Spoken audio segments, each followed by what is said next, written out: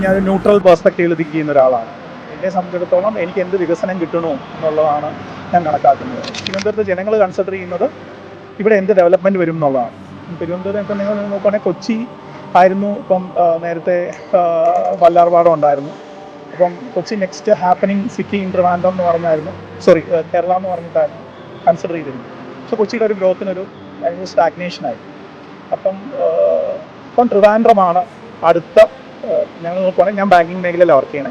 അപ്പം ഇന്ത്യയിലെ ഹാപ്പനിങ് സിറ്റീസിലൊന്ന് ട്രിവാൻഡ്രമാണ്. അപ്പോൾ ട്രിവാൻഡ്രത്തിന് എന്നെ സംബന്ധിച്ചിടത്തോളം ട്രിവാൻഡ്രത്തിന് എന്ത് ഡെവലപ്മെൻറ്റ് കിട്ടും എന്നുള്ളതാണ് ഞാൻ ഉദ്ദേശിക്കുന്നത്. BJP നോക്കുവാണെങ്കിൽ തിരുവനന്തപുരത്ത് ഇപ്പം സ്ട്രോങ് ആയിട്ടുള്ള മേഖല എന്ന് പറയുന്നത് നേമം മേഖലയാണ്. നേമം ആത്യന്തികമായിട്ട് പണ്ട് തൊട്ടേ ഇപ്പം ആദ്യം രാജഗോപാൽ വന്ന്, അത് കഴിഞ്ഞ് പിന്നെ ശിവൻകുട്ടി മാറി വന്നു. ഓക്കെ, അപ്പം ഇപ്പോഴത്തെ ഇത് നോക്കുവാണെങ്കിൽ നേമം, കരമന ആ ഭാഗത്ത് BJP കൂടുതൽ ഫോക്കസ് ചെയ്ത് വർക്ക് ചെയ്യുന്നുണ്ട്.